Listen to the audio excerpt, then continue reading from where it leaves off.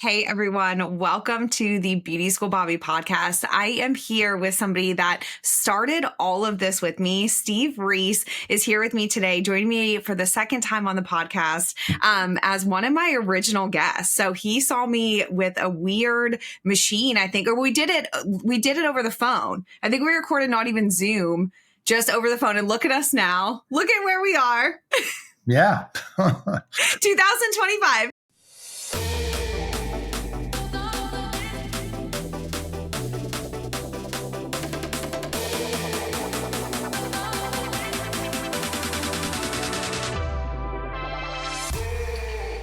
Steve, thank you so much for being here today. Thank you for being on the show again. You were with a different company when we recorded before in a different role. But as we were just talking about, still doing the thing that you love so much, and that is getting and giving information about the beauty industry. So, Steve, welcome to the show again. Thank you so much for being here. It's a pleasure to be here. And I'm so impressed with everything you've accomplished. Thank you so much. I like that you still like me, even though like in the beginning, it was a little rough there with the audio and stuff. We're still navigating that. So you're one of my favorite people to run into and to see. So I'm just so thankful for this relationship. And I'm thankful that you gave us time today. So I know you are super, super busy. You're working with Pivot Point now. So still in Chicago, correct? Yes. And you are doing what with Pivot Point? Because your role is a little different than what you were doing last time that you were on the show. So tell us what your role is with Pivot Point right now. My role with Pivot Point is really to support the industry. And in supporting the industry, obviously we support Pivot Point, but supporting the industry means being involved in industry causes that need champions. And that could be educating people about domestic abuse. It could be related to sustainability. It could be related to ethics. It could be related to texture. It could be related to diversity, a whole host of different things. But also getting information that the industry needs that because there may not be specific dollars tied to it, nobody else is doing. Mm-hmm. So I am very appreciative of the fact that Pivot Point, which is such a unique company, really gives me the latitude and permission and the support to do things that are important for the industry. Yeah, Pivot Point definitely feels like once you are in, not a lot of people are on the side of the business side. They work with Pivot Point. They have Pivot Point in schools, but I've been able to see a lot of the kind of like the behind the scenes of how all of this works. And it is really interesting to see. I texted Robert Passage actually last week about the scholarship that is happening. And just like it is always when there's a good idea that I see, it's just like always from Pivot Point. It's always something really cool and different that Pivot Point's doing. And I think like you just said, it's for all. It's for the goodness of the best, like in the industry. It's not just about, hey, we want to sell textbooks and we want to sell this curriculum. It is so much more than that. And you can see it in the way that it's growing and just the things that they're getting behind. So I think you're such a perfect fit with them. And again, thankful that they're willing to put the energy and the time and all that into you as well. And keeping you in this industry, because your background in the industry has been a lot of different things. But landing here, I know that you were just saying, just kind of like feels right. Yeah, absolutely. I think what it comes down to is that this is a very unusual industry. And before I was involved in beauty barber and wellness at all, I was in the electronics industry. I was in the packaging industry. I was in the fashion industry. I was in the hospitality industry. I was in a lot of different industries. And when I got involved in the beauty industry, I fell in love with it like most people do because the people are just different. People don't go to beauty school or get in this industry because I want to make $1 million. They do it because they're passionate about connecting with people. They're creative. They want to give back, a whole host of things which are really important. They're really good people. And one of the things that's really special about Pivot Point is it's a third generation family business. Every member of the family who's involved in the business is a beauty school graduate. They're actually fourth generation because Leo Passage's father, who's the founder of Pivot Point, he was a hairdresser in Europe. and they're not in any other businesses. So it's not like this is a big corporation where we are worried about a lot of different things and people on the outside are telling us what to do. It's a company that understands that if we're going to be successful, we have to make all the people around us and our industry successful as well. And that's the enduring commitment of Pivot Point. And it's not a company that is walking around patting itself on the back looking for praise. It's a company which is quietly behind the scenes doing lots and lots of things which are important, and hopefully we're making a difference. Yes, 100%. So tell me what you are working on right now. You've done a lot of research. You are really gaining and gathering a ton of information about what's happening and then where we need to go based on your findings in your research. So tell me what it is that you're focusing on right now. What are you seeing? And then in a second, I want to kind of get into what's next.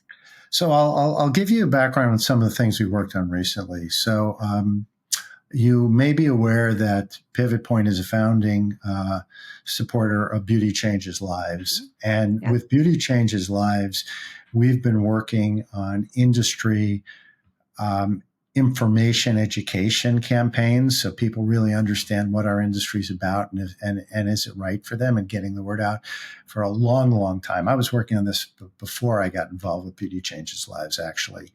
And the world has really changed, and people are looking at the college versus a career conversation very, very differently.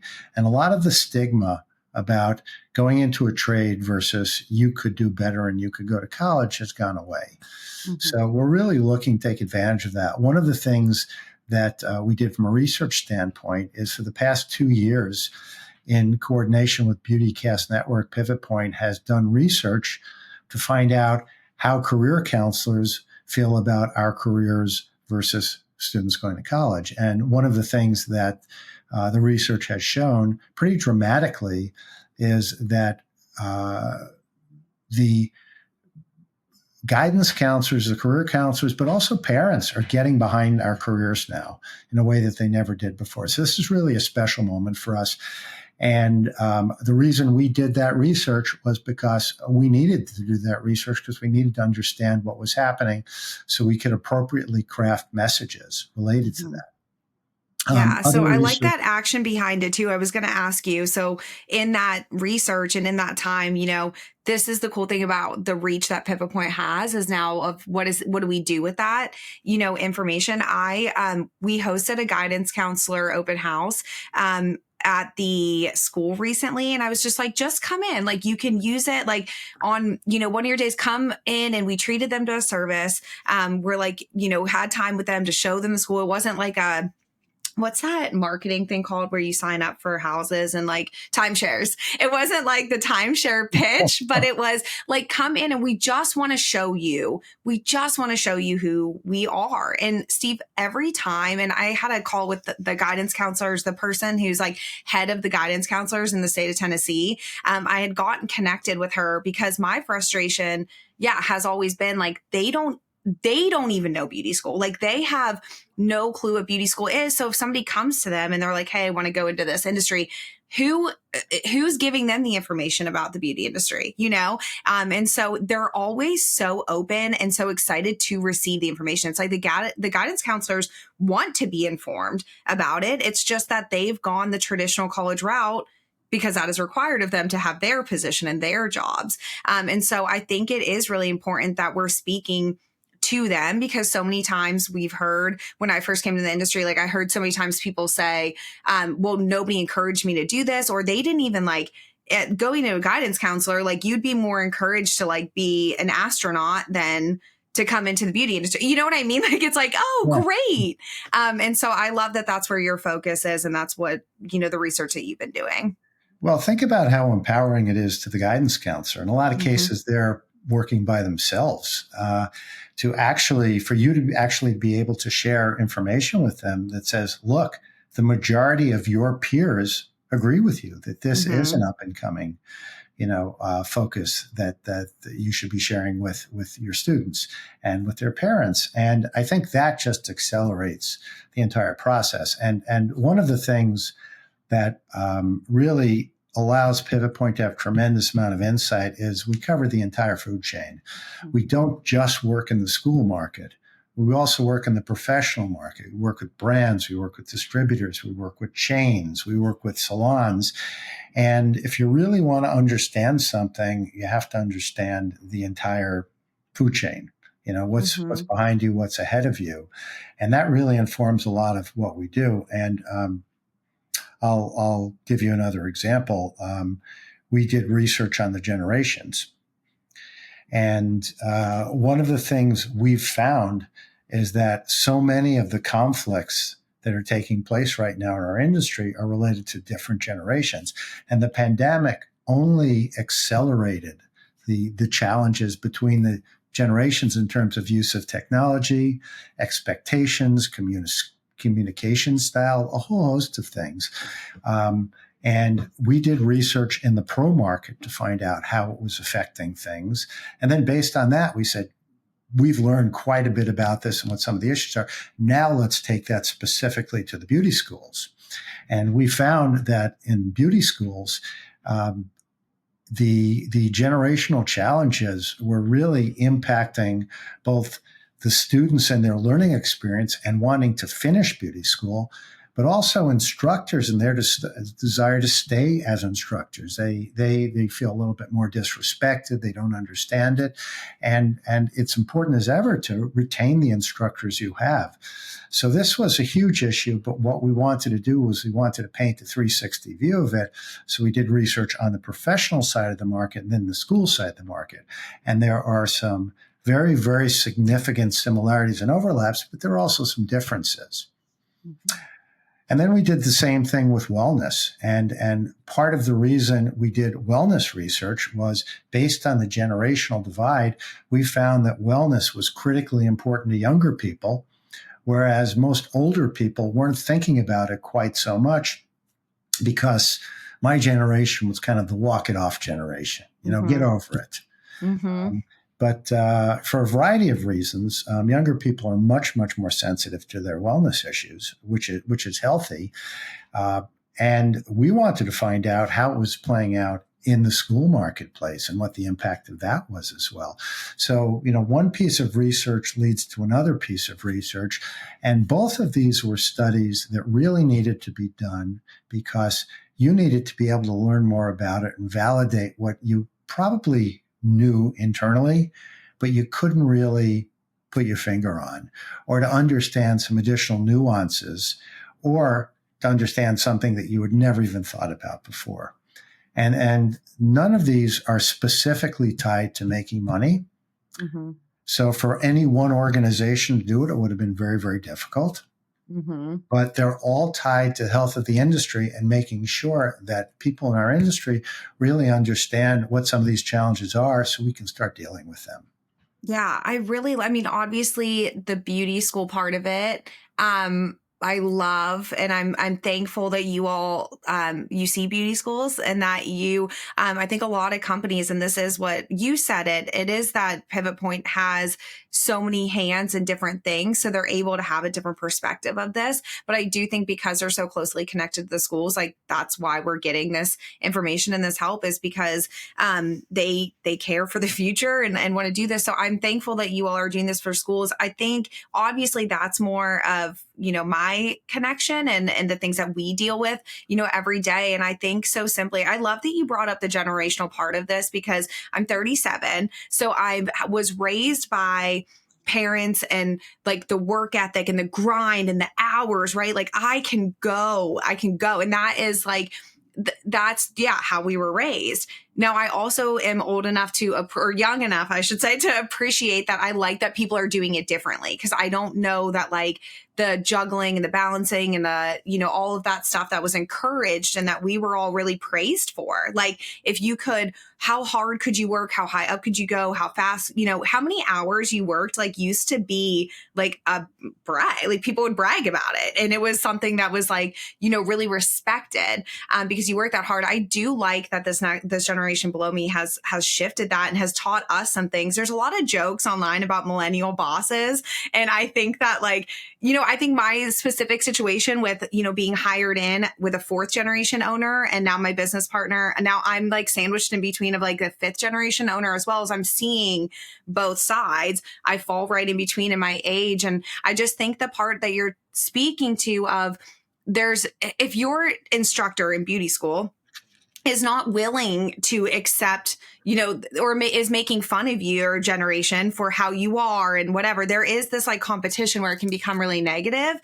And I think just being in that space and being able to say like, these are our students. This is who we're working for and with. And yes, they do things differently, but let's just try to understand why they're doing those things and not just like making fun of them. I can't tell you how many times I've heard, and not even just like in beauty school, I mean, online or whatever, of, an older generation, like making fun of this and they're weak and they're soft and they're whatever. And I'm like, well, maybe they're doing life in a different, better way. I think being open-minded to stuff, but I do like that you're putting some facts behind it so that we can really start to see. So what do you think right now, what is the thing that kind of shocked you the most in your research? Was there anything that really stood out to you or surprised you that you were like, oh, okay, I didn't see this coming? Or was it all kind of what you thought was what was going to come back?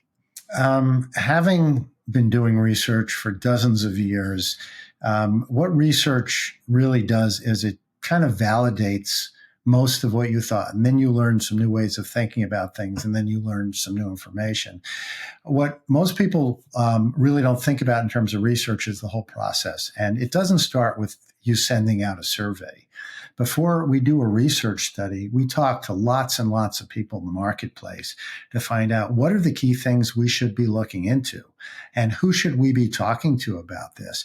And then based on that, and I'll take a step back. So we did another research project on post-pandemic education, and everything I'm mentioning is on the Pivot Point website. And we've written white papers, which is basically we've taken the research and then other information related to it, and we've turned it into a pretty easy to read report that just tells you here's what's happening, here's why we think it's happening. We'll be able to put that down below in the link in the section on the audio, like the podcast and the YouTube video. So that link should hopefully be down below for you. Yeah. So everybody knows that the world has changed since the pandemic. And we work with a lot of big brands, virtually all the big brands. And everyone kept saying, how has education changed? How has education changed? And we were talking to them and say, well, how have you seen it change? And they told us what they had seen. But then they always said, well, what are the other guys doing? And there was no answer there. So we took it upon ourselves to do a research project specifically about post-pandemic education and how it's changed. And a lot of stuff came up with the generations. But a lot of stuff came up in terms of how we view things. And pre-pandemic, we led with live events. Mm-hmm. And then post-pandemic now and it's not really post-pandemic, but that's a term people understand. Post-pandemic, we're leading with digital. And digital used to be something that you threw in there to fill in the gaps. And now digital's front and center, and people have gotten very sophisticated in terms of how they use digital. And they have very, very different expectations about how they use digital. And because they're leading with digital, now the types of educators the industry is looking for is changing. Mm-hmm. You perhaps need a different skill set. And people in a world where you can see things on demand, it puts a lot of pressure on live events now. Mm-hmm. Because do I really need to travel to get this education, or is this education I could get online? So that really informs what the live education has to be to make it different. But you asked about key takeaways. One of the key takeaways is that not just with education, but in our industry as a whole, the pandemic was very, very disruptive. And a lot of the relationships and the networks that you were part of were impacted. And a lot of us are now in a rebuilding stage. Mm-hmm. And it's who should my new network be? Who should the people I listen to be? A lot of behaviors have been interrupted. The type of information you got before, or perhaps the type of videos you watched for, it's changed. Mm-hmm. And the one key takeaway is that the number one thing people are looking for is a community. And Mm-hmm. they want a small community of like minded people they can learn with. Everyone says younger people like learning on their own. They're very capable of learning on their own. They've learned how to do it, they're good at it, they're comfortable with it, but they still like interacting with other people. And for a live event, for example, we found it was very, very important that you bring people together and introduce them and let them work with other people who are like them. Mm-hmm. So it may be a smaller group of 15 people, which is optimal now. And Yeah. even when you're doing things online used to be big picture, online goes out to everybody. But now that we're using Zoom, we realize that online can also be used to be very, very focused on smaller groups and communities because they learn how to interact. And then when you think about other things that have happened with online, let me ask you: when you watch TV, do you watch it with the captions on? I don't yet, but I do. There are maybe certain shows that I've started, but I know that this is like a new thing. I do not yet, but I know that this is happening. So that is the trend. But Yeah. think about it. Imagine you want to watch an education video or something like that, and you're on a train and you can't hear very well. Mm-hmm. Or imagine if you're speaking a different language and now you can get it simultaneously broadcast in another language. Or imagine if you have hearing issues. What this whole digital world has done, which were things that really came out in the research, is it's opened up the world to so many people, and there are so many ways to connect. But Steve, people are still hungering, not just for the information, but for the connections. They want to be able to turn to the person next to me and say, "This is what I heard. How would you do this?" Mm-hmm. What I'm so a couple of things are standing out to me in what you're saying because I'm in this in between where I'm like I love some of this and some of this stuff is like hard to hear because in the industry that we're in, one thing I do want to say is that it does line up with the idea, the smaller learning, the smaller pods or the smaller, whatever we want to call it. That's what we're seeing in the industry as far as salons too, right? Like it's not the huge, like commercial, there's 100 people in there. Like that's not the norm anymore. It is at least here in other areas in the South. I know it's going into these smaller boutique kind of style setting salons, right? So it makes sense that they're wanting that closer community. What I don't love about this is that I want to be able to still have the in person because I think a lot of people in this industry need that as well. Like there are certain, we know, because oh my gosh, you've probably been to 1 million shows, 1 million events, like 1 million conferences in your time. And I've seen things start to change. I think it's like, yeah, is the education why you're there? Is it that time to really like network? Because for me, I'm like, that is the most important part. I am bringing people to ABS, students to ABS this year and teachers and stuff. Like, I'm excited for them to get the classes with people, but I'm most excited for them to meet other people that are other teachers, other instructors, other whatever, and be able to do that. And that's obviously where I thrive. I want that. And so I don't want that to go away. It is interesting to know though that like that's not happening as much and it's going to be harder to kind of get people there unless the intention for the brands, which I'm sure you're sharing all of this information with, is there and that they're doing the networking part right. I hate the word networking. I don't know if that's what I meant. I just mean like the time together, the community. It's all about the connections and people who really understand how the world has changed. They're offering alternatives. Mm-hmm. So, for example, if I'm going to go to an event and I am not going with anyone and I don't know anyone who's going to be there, I may not go. I'm Oh, not going I'm to be not part of going. that. Like, there's no way I could ever do that. But But imagine if there was kind of a matchmaking service and they found somebody who's kind of your age, your interest, um, is also wanting to learn about texture, and you could connect with that person before you got there. I love Or there that. was a meetup or something like that. The difference is people are being very, very purposeful now, the Hmm. successful people. Hmm. They're saying, we want to build a community and we want to make it work for people. And one of the key challenges is that brands and everybody else realize that you can't just have beauty school and a career. They're part of the same thing. Hmm. They're part of these next steps, and we need to make sure that new people in this career, and even people who've been in this career for a long time, are being successful. Hmm. And it's not just successful in terms of their mental health and their physical health, it's their financial health as well. So now there's a lot of education you're seeing that's specifically focused on financial health Hmm. because that will make them good customers and good partners. But the one thing I got a little off track in terms of the research, after you do the survey, what you then do is you go out in the marketplace and you show your results to tons of people and say, okay, here's what I learned. I don't get this. Explain it to me. Provide some context. What am I missing? What have I gotten wrong? And in terms of how we do our research, we always make sure it has that pre-research, the research, and then that post-research. When we go to people in the marketplace, say, explain this to me. Because research isn't about data.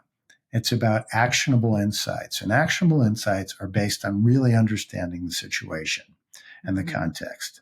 So that's what we're really trying to do with all this research. We're trying to make it stuff that people can actually use because we've written it in a way so it's very accessible, but also because we've talked to a lot of people and we kind of know what this number means. It's not that 50% said this, it's 50% said this because.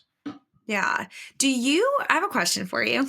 Do you think that right now, I don't know if everyone's being dramatic or if it's just now it's just common to be like, oh, the industry has never seen anything like this before. They've never, whatever. Like, with how long you've been in the industry, I love like all of the other industries that you've worked in as well. Are we in crisis, or are we just like living in crisis now? Or is it, there's certain people we talk to, salon owners, it's never been this bad. It is a generational thing. Maybe too, the answer to that question is it depends on who you ask. But what is your Steve Reiss feeling of where we are at in the industry with all of this change and all of the things that are happening? So before my time, I understand that chain salons came into the industry and people were going, oh my God, chain salons are going to ruin the industry. And then people said, oh, suites and independent contractors are going to ruin the industry. The reality in both those situations were they really didn't have anything to do with the salon industry. They had to do with the world. If you Mm-hmm. think about all the people in the world who are independent contractors now, there are lawyers and accountants and a whole host of people. It's not just people in the salon industry. And they're independent contractors because the mindset has changed and because the tools are there, especially with keeping your information in the cloud and some of the apps that are available, things like that.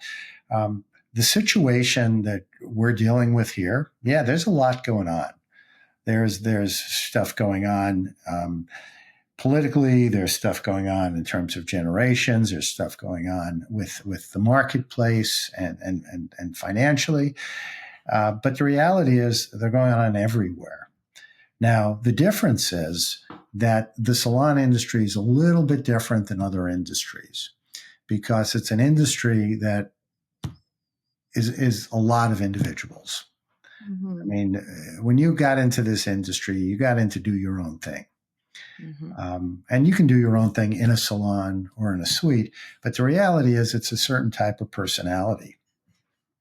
And we internalize things, we talk about things, we are emotional people, which is one of the greatest strengths of people in the salon industry because they're incredibly empathetic and they are incredibly important and helpful in their communities in terms of how they give back and support others. But that means we also tend to internalize all these other things. every single career is dealing with this right now. We're familiar with our own reality, and that's what we care about. That being said, um, everything has a positive and a negative to it. And you can look at all the other things that have happened in the industry, and we just have to figure out what's going on, understand it as well as we can, and then figure out the positives so we can be ahead of it. Somebody said to me a long time ago, you're either the windshield or the bug. And Mm-hmm. it's better to be the windshield. And being the windshield is really predicated on knowing what's going on and then understanding what your options are and talking to other people who can help you. So, yeah, it's a very tough time, and there are a lot of things we have absolutely no control over or limited control over. So let's focus on the things we do have some control over. Yeah, I still get really excited because I think I get to see it in the beginning phases so much that I think the things that will bum me out or that I can get focused on a little bit of a negativity is definitely all of the bigger scale things. But like in my day, when I see someone that is, this is something that happened recently that I'm like, oh my gosh, this just gives me hope again. And I'm like so excited about everything. But there's a high school that we work with. I mean, it's right down the road. And their salutatorian just enrolled at beauty school, enrolled at beauty school with us. And I'm like, do you know how happy it makes me that like, we're going to go present her scholarship, her award, or like the stuff. But like, she's the salutatorian coming here. Like that didn't happen 13 years ago when I was coming into this. You know what I mean? Like, it's just seeing that excites me so much because I'm like, no, but look at all this good and how awesome that is. And like the way that, that it's changing. I mean, I'm optimistic about those things anyways, but that makes me so happy. And I'm like, wow, this is really, we're really turning a corner. And then if you just look a little bit of a different way, you can be like, oh no, but is this going to be okay? Like, are we going to have an industry for her to go into, and what's that going to look like for her? And are we going to live up to, everything that we've, said that the industry is, and be able to like keep all these promises? I still think we can. And I still think it's like the best career choice ever. I got my makeup done this weekend at an event that I was at, and the girl was like, got her master's degree in like occupational therapy, and she changed her mind and like came and did this. And I'm like, that just gives me so much hope. And I think that's what you were saying too in the beginning of all of this, was that the trades are standing out now. The whole decision of like, when I was going to college, it was, what college are you going to? Only option, and now it being like, okay, well, it's much more supported. I'm really, really happy about that. I think that is going to lead into a lot more of, not a divide. I've thought about this often of like, there's the two different types of students, right? Like, so you have the ones that are like the free spirit, and I want to just go travel and I want to live and I want to, we have that. And then you have somebody that has like very specific goals. So I want to do this by year one, this by year two. And I think that it's going to make these pockets of different salons that are very, by the book, and they're the ones that are going to be doing everything right, and they're going to be checking all their boxes and all this stuff, and you're going to have the free spirits. And I'm like so thankful that we can all like coexist in that. So I'm excited to see the way that this changes, with there being more of a push of like academia in this as well. Yeah, and if you think about the younger generation, what they care about, they care about flexibility. Mm-hmm. They care about being respected, on their own terms. These are things that careers in beauty excel at. 100%.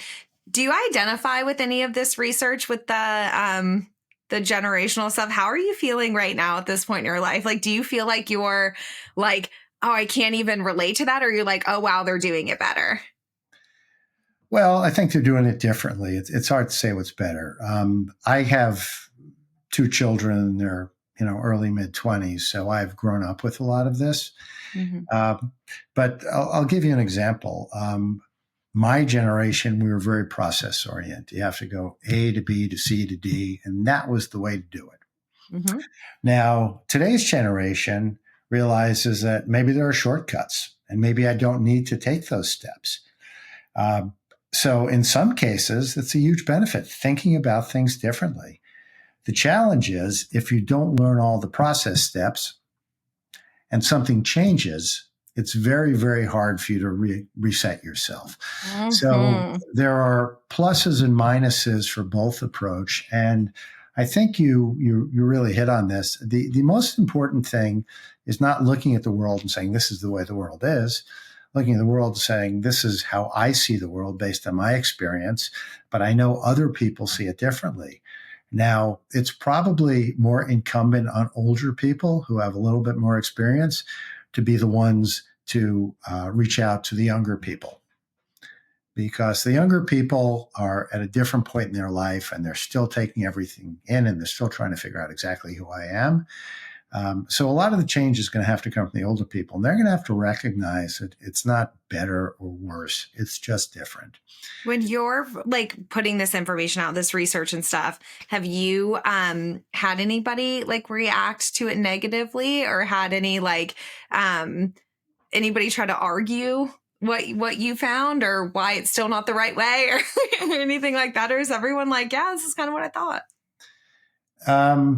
So Beauty Changes Lives had an industry leader roundtable, and the topic was the generational divide. And we had two groups. We had top CEO types who are generally older, and then we had up and coming types, what we call trailblazers. And they went in two separate rooms and they talked about each other. And the key conversation point was, what would I like the other group to know about me? And it was very interesting because in their own individual groups, it's like, well, these people don't do this and they don't listen and they won't let me have a seat at the table and they're not patient, whatever else it was. When you get them together and they each explain their point of view, people started looking at it very, very differently. And they said, yeah, I get that. It makes sense. So, the intent is not to change anyone's mind. It's just to open up people's minds a little bit. Mm-hmm. And things happen gradually. And to start thinking about, who you are, why you're doing this, what your experience have been. It's kind of like somebody says, it's very hard to hate someone after you've walked a mile in their shoes. Mm-hmm.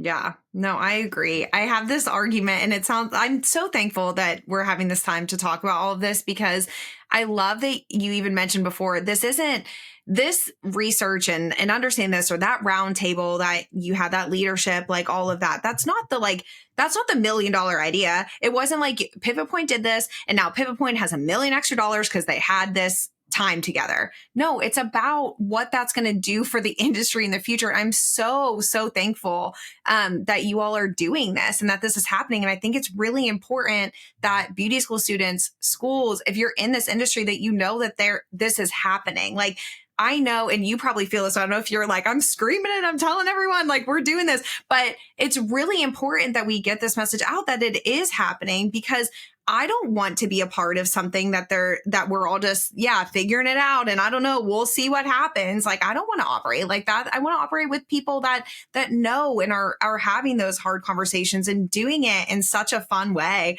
of being like, we're going to bring these two generations together and we're going to explain, let them see what the other one is feeling and what that actually looks like. So I'm so thankful.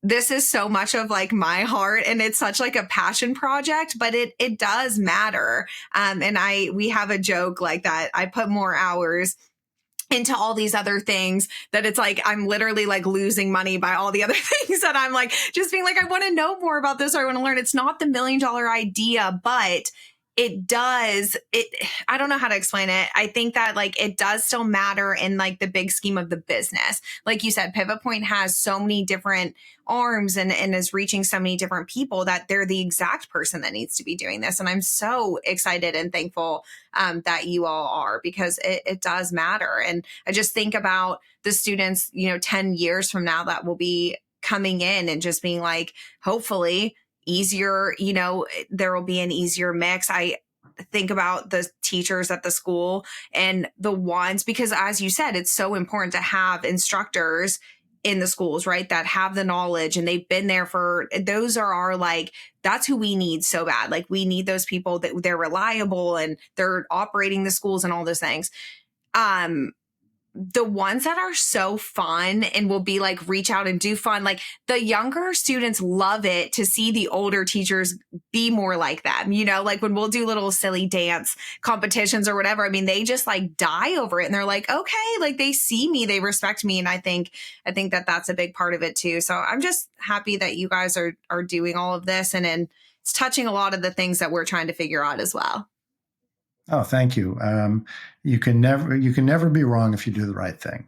Yes, 100%. So I'm excited that we had this time today, Steve. Thank you so much for being here with us. And I want to make sure, though, that the one thing that I want everyone to know is I want to make sure that we have like the links for all of this research so that we're able to share that. Is this something that would be interesting for beauty school students or people coming into the industry at all? Or is this going to be more for people that are already in it to see what's happening?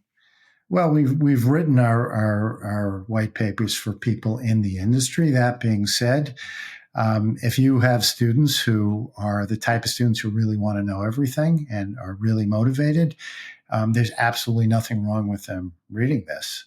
Yeah. The more you know, the better off you are. Yes. Well, I'm so thankful. And like I said, I want to make sure we have all the links to do this because I think it just matters for people to know that are in the industry that like you guys are the ones doing this. And if they want to be a part of it, if they want to be more a part of the research or anything like that, how do we get them connected? What I would say is we should work through the beauty schools, and you're the ones who are connecting with them. So Mhm. I would say reaching out to anybody in the industry out there. If there's anything you think is important, information, um, resources, anything like that, reach out to us. And we probably have a pretty good handle on where to find it. And if we don't, then maybe it's our next research topic. And then we Awesome. leave it to you to figure out how you want to share it with your communities.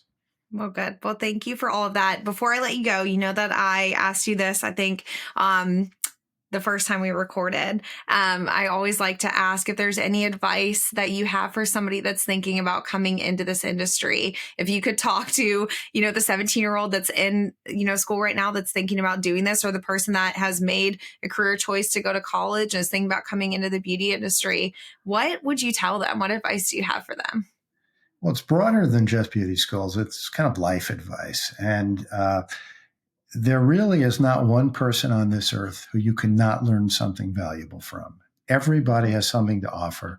The challenge is you have to make yourself available. You have to pay attention. You have to listen. You have to respect them because Mhm. we're all coming from different places and we all have different experiences.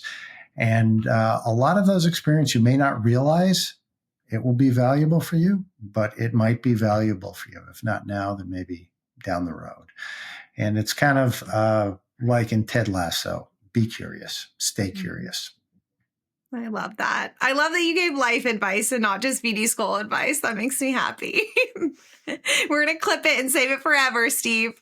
Okay. Well, thank Thank you you. so much. And I hope you have the best day ever. And thank you for being here. So, Steve from Pivot Point, like I said, we'll have all the links down below so that you can follow what they're doing. Beauty Changes Lives as well, an organization that you mentioned. If you're not following them, make sure you're following Beauty Changes Lives, especially if you're interested in going to beauty school. We share and post the scholarships all the time. I know Pivot Point has a new Leo Passage scholarship that is out. And so I know all over my social media, you'll see us sharing those, but make sure you change out beauty or follow Beauty Changes Lives as well, because they're doing amazing work in this industry also. So thank you so much, Steve, and have a great rest of your day. Thank you.